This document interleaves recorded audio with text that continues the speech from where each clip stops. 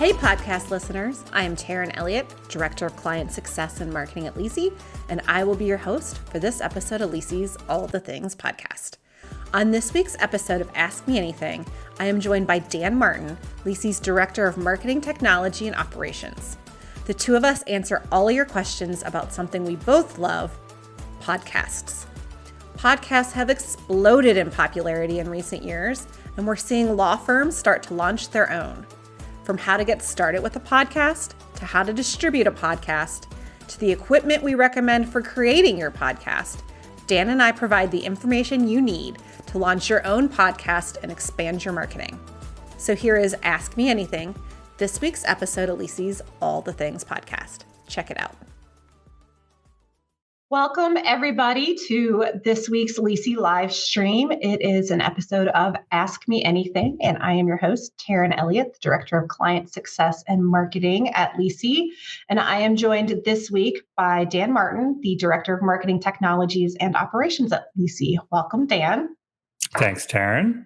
I am happy that we were able to get you for this Friday afternoon recording of this live stream because Sunday's a big day, not just for you, but for the whole LISI team and the entire city of Philadelphia, of which I am not a member of the Philadelphia population, but it has been really exciting for the last 2 weeks at LISI as everyone gets excited about the Philadelphia Eagles run for the Super Bowl championship. So do you have big plans for Super Bowl Sunday? I am going to my friend's house who lives right downtown on Broad Street. So good. Fingers crossed that they win. We will be right there for the celebration. But to your point, it's been a very long week here in Philadelphia. And now we're, probably just over 48 hours here from kickoff. And I'm sure everybody is super excited. So happy to be here and get this out of the way. Yes, although LISI works with law firms across the country and, our team is spread out as well. We are at heart a Philadelphia organization. So we are very excited. Even those of us who don't live in Philadelphia are, go Eagles all the way. Or I guess go Birds. I learned that. Yes, not being from Philadelphia, you can tell I say go Eagles.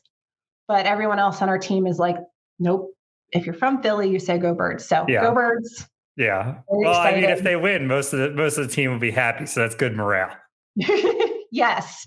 I know Philadelphia has been to the Super Bowl before. I know when the Colts made it, which is where I'm from, Indianapolis, it was a really big deal. Like I definitely remember the celebrations from the year we won. So fingers crossed. Yes. But we are not here to talk about the Eagles or the Super Bowl, as exciting as they are. We're here to talk about something that I know is very near and dear to my heart. I know Dan is also really close to this topic as well, and that is podcasts and podcasting. So this is the topic of our Ask Me Anything. Drop questions into the chat if you have them. We have some submitted, but I feel like podcasting is one of those content and marketing topics that has really just exploded in the last couple of years, especially with law firms.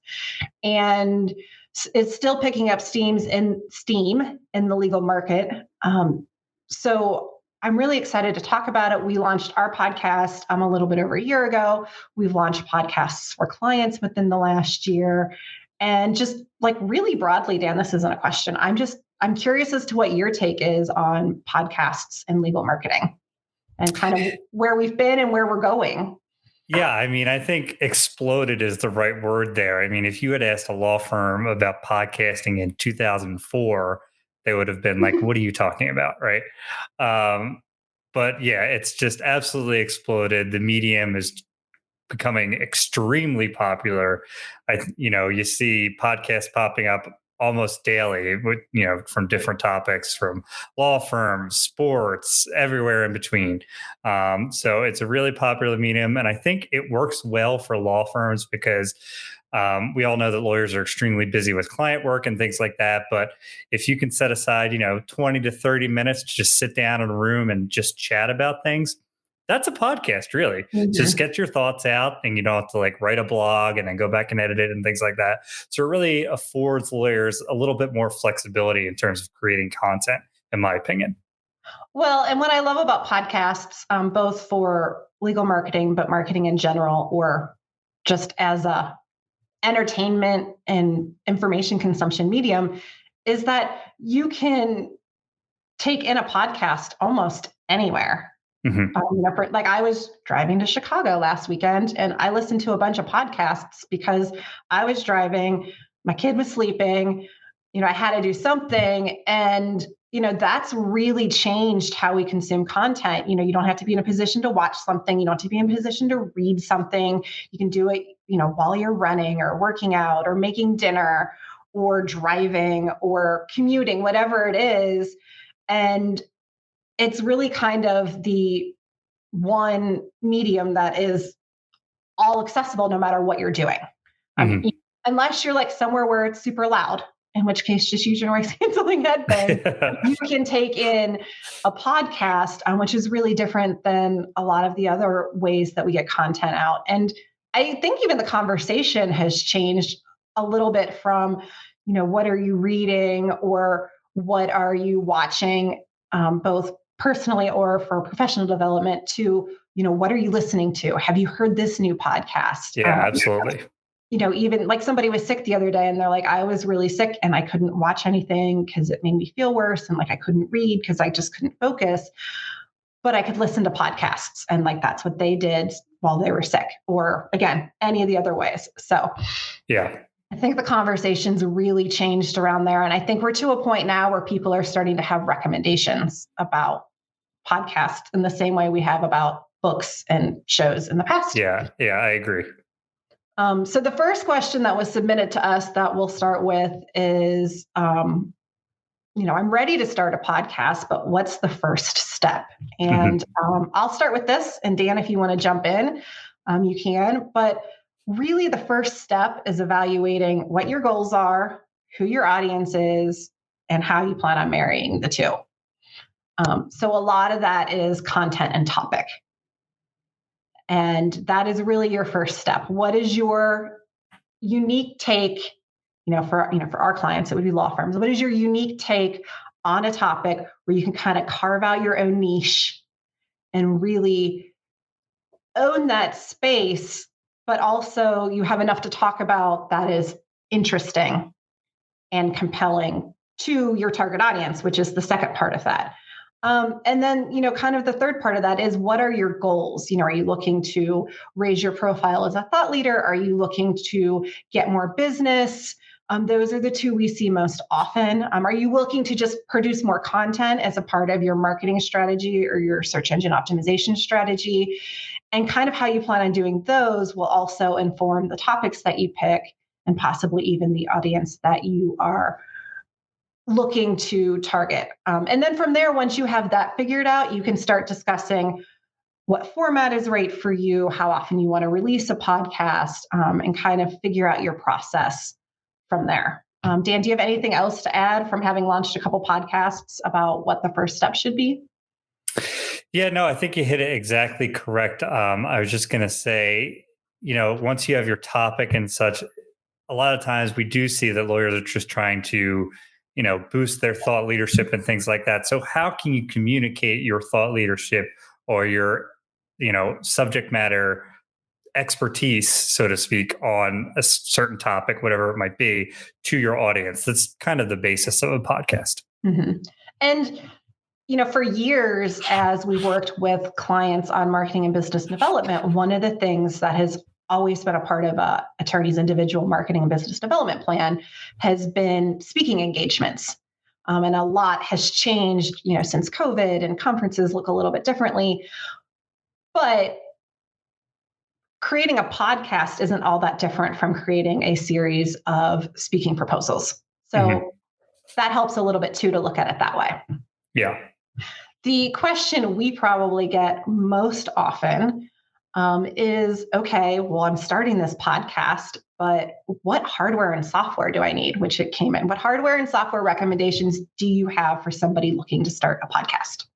So, Dan, I will let you as our technology expert. Yeah. So you're ready to start a podcast, and now you're like, how do I make this go? How do I make this work? Right. And, I don't want people to get scared and think that this is going to cost them $1 million to produce a podcast. You don't need to build out and buy another floor at your law firm and have a professional studio. Like, that's not what we're talking about. A podcast, can be relatively inexpensive to start. So starting with the hardware, I mean, you probably already have access to a computer, right? So there's a check mark in the win box for you. Whether it's PC or Mac really doesn't matter, and that we can have that debate on another episode or a live stream of LISI. But there's also options to record with your cell phone or what are called field recorders. There's some variance in quality there that you might lose or gain, but you probably already have access to a computer. So that's the main hardware that you need, because you're going to need access to the internet or something to record with. So now that you have your computer, next up is microphones. And most computers, I want to say all computers today, come with a microphone, right? Whether that be in the computer or you have an external webcam that has a microphone. The problem with those is they aren't the best quality. As I said here, I'm using an external microphone for this live stream. And I know that when we do podcasts, we all use external microphones.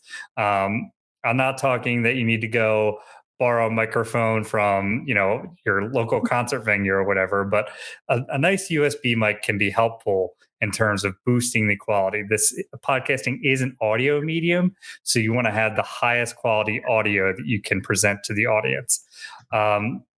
So we recommend investing in a good external USB microphone that just plugs into your computer like any other USB would be. When you're charging your iPhone, that's where your USB port goes, right?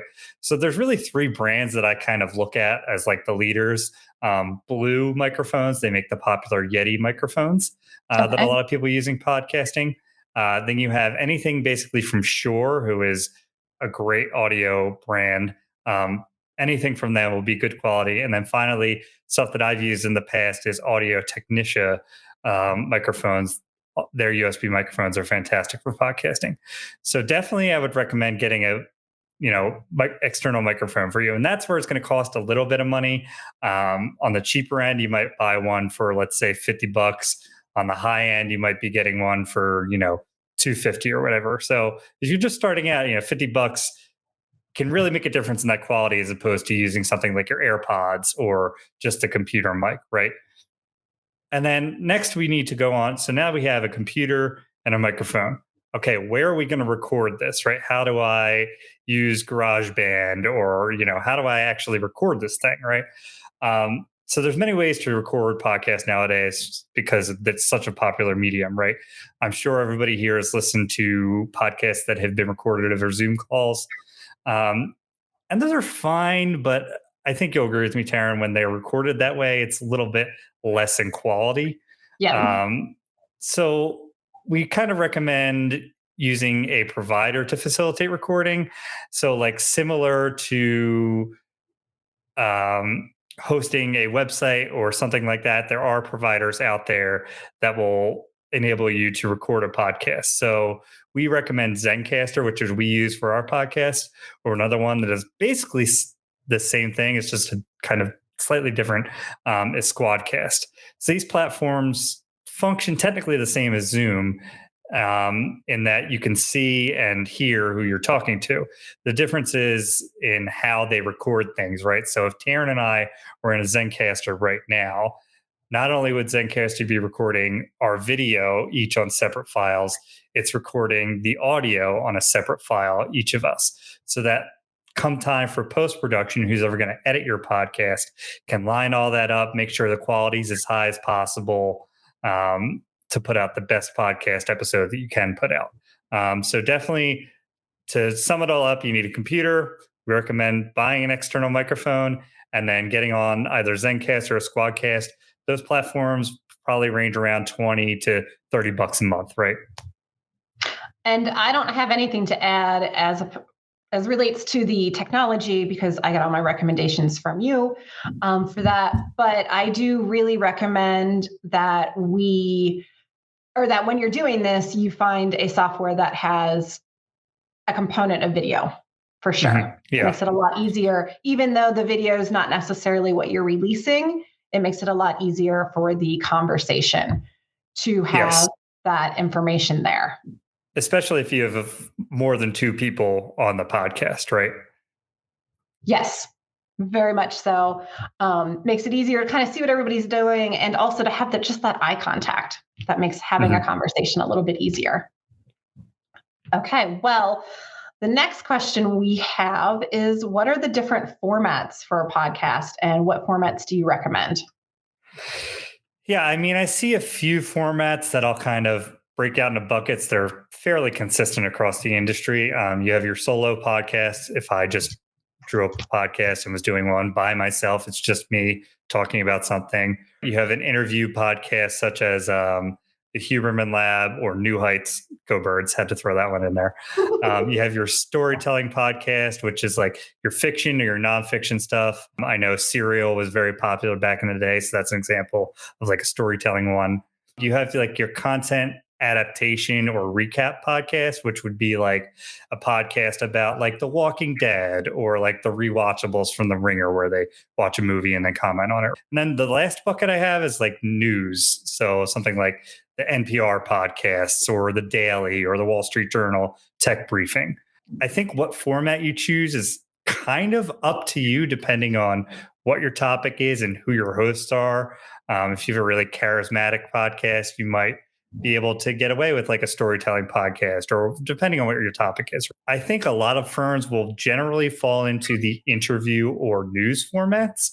And I think these formats work well because they give firms the opportunity to kind of showcase their thought leadership about a particular topic. So let's say, the Taryn and Dan law firm has a practice group focused on banking and finance. Maybe we could have an associate interview the practice group leader about, I don't know, trending topics in the CFPB, for instance. So that would be like an interviewee type news podcast. So I think that's generally where firms are going to find themselves slotting into. Yeah, I mean, the solo podcast can be really hard because you have to carry the entire podcast for a really long time. And that's just really intimidating to most people, not just lawyers, just most people having to carry the whole thing. So I agree. The interview podcast, where you can kind of go back and forth with somebody, or a news focused podcast where maybe you can break it up a little bit, is the best way that most law firms find to start their podcast. There are some really interesting options for the storytelling podcast, though, as well. Which I know we've talked about with some of our clients. So I wouldn't discount that one either. Yeah, absolutely. The next question I have is, how do I find guests? And I'll go ahead and start this one. This one really varies, kind of based on what you want to say or who you want to talk to. But what we recommend is just think about who are either the leaders or the thought leaders in that area, or who do you find really interesting? And from there, it's just a little bit of being gutsy and asking. But thinking about who you want to have, how they relate to your topic, will they appeal to your audience? And don't forget, some people might appeal to your audience and also help you with the marketing on the back end as well. So that's something to take into account. Yeah, absolutely. Nothing complicated there. Just be brave when asking. Yeah. Yep. Exactly. Dan, next question. How do you distribute your podcast? I feel like this is a great question, because if you've never done a podcast before, you're probably like, where do these come from? Lots of people release them, but how do we get them out in the world? Yeah, it might be kind of a mystery. Okay, I recorded a podcast. Why isn't it showing up on my iPhone? So after you recorded your podcast, you want to release it, to the public. So similar to, you probably have your website hosted on like GoDaddy or Bluehost or whatever. A podcast needs to be hosted somewhere. And there are plenty of providers out there. We love Libsyn. It's a platform that allows you to upload the final version of your podcast, and then the platform Libsyn distributes it to Apple, Spotify, Google Play, and all the other podcast distributors out there.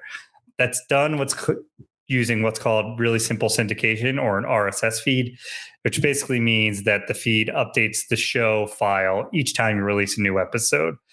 And then Libsyn reads that, sends it out to Apple and says, okay, hey, Apple, we have a new episode. Apple grabs that and all the information that's in that RSS feed. So that's the file of the actual audio podcast, and then things like the description of the podcast and like your album artwork and things like that.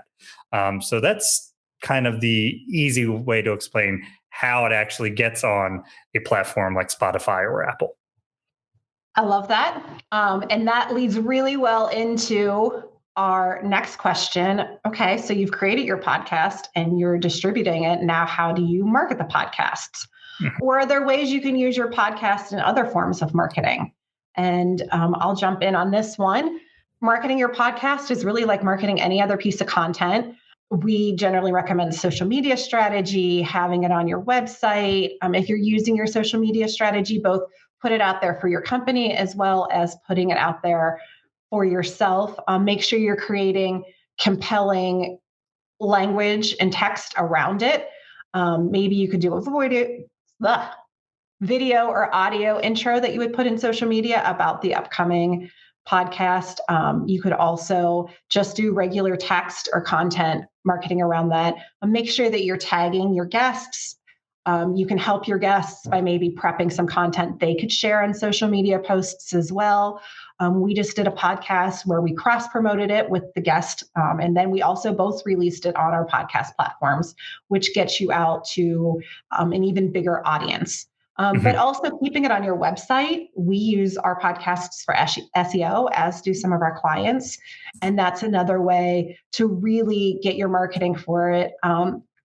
There's even the option of doing paid ads for your podcast on, say, a platform like LinkedIn. That can be really effective to get it in more people's feeds so they can learn about it and really take it in and start following it. And I think that's something else that a lot of people don't do is just ask for the follow, like make sure that you're ending up in people's lists of podcasts every time a new one comes out. Yeah. And I think you mentioned doing SEO. We post our podcast episodes on our website. We also always recommend having a transcript of your podcast. And there are plenty of services out there that will transcribe your podcast automatically. But putting that transcript on the landing page of the podcast helps Google really understand what that podcast is about, so you can better rank in SEO. Yeah. And I think part of that also is making sure you have a compelling introduction to at the beginning of your post. Yep.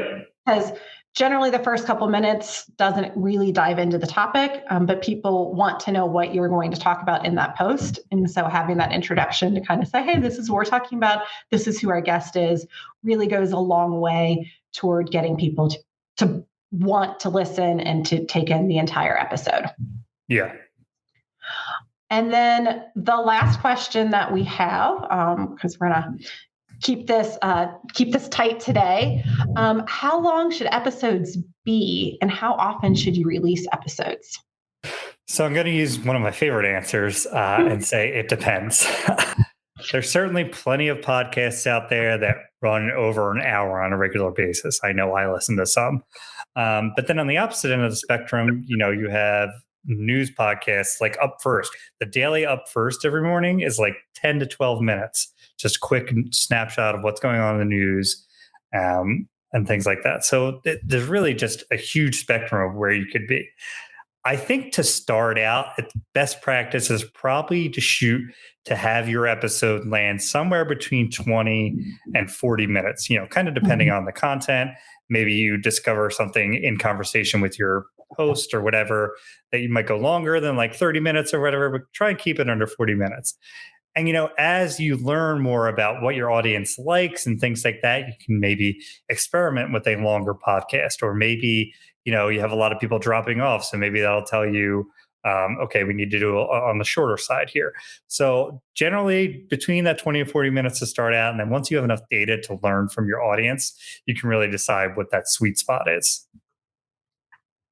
I completely agree. I know we often recommend 20 minutes, but you find like once you get into it and get talking, it gets a lot easier to maintain that momentum forward. Mm-hmm. Well, Dan, do you have any last thoughts on podcasts? Or, I think we pretty much ran the gamut. Yeah, I would say just don't be afraid to try it, right? It's a great medium. I think you can get in touch with a lot of people in a lot of different ways, to your point earlier. And yeah, definitely try it. It's not the hardest thing to complete, and it's not the most expensive thing to do. I agree with that. That's my advice for podcasting or live streaming, video creation, whatever you're doing. Just jump in, be brave. And the first one's going to be hard, but it gets a lot easier as you go along. So I think for a lot of people, podcasting might be a really good option, especially for people who don't enjoy writing or for people who take writing takes a really long time. Sometimes a podcast is a little bit easier to just kind of get your information out there.